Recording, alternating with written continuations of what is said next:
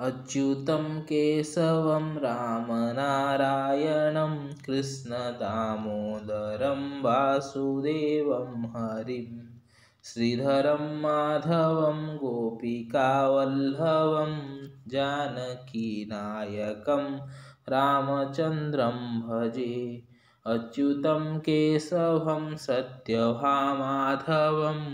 माधवं श्रीधरं राधिकाराधितम् इन्दिरामन्दिरं चेतसा सुन्दरं देवकीनन्दनं नन्दनं सन्दजे।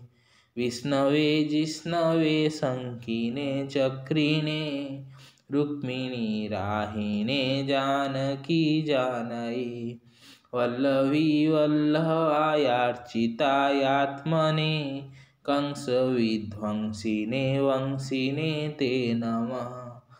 कृष्ण गोविन्द हे राम नारायण श्रीपते वासुदेवार्जित श्रीनिधे अच्युतानन्त हे माधवादोक्षज द्वारकानायकः द्रौपदी रक्षक राक्षसेक्षोभितः सीतया शोभितः दण्डकारण्यभूपुण्यताकारणः लक्ष्मणेनान्वितो वानरे शोभितो अगस्त्यसम्पूजितो राघवं पातु मां धेनुकारिष्टकानिष्टकृद्वेषिहा केशिहा कंसहृद्वंशिकावादकः पूतना कोपः कः सूरजाखेलनो बालहोपालकः पातु मां सर्वदा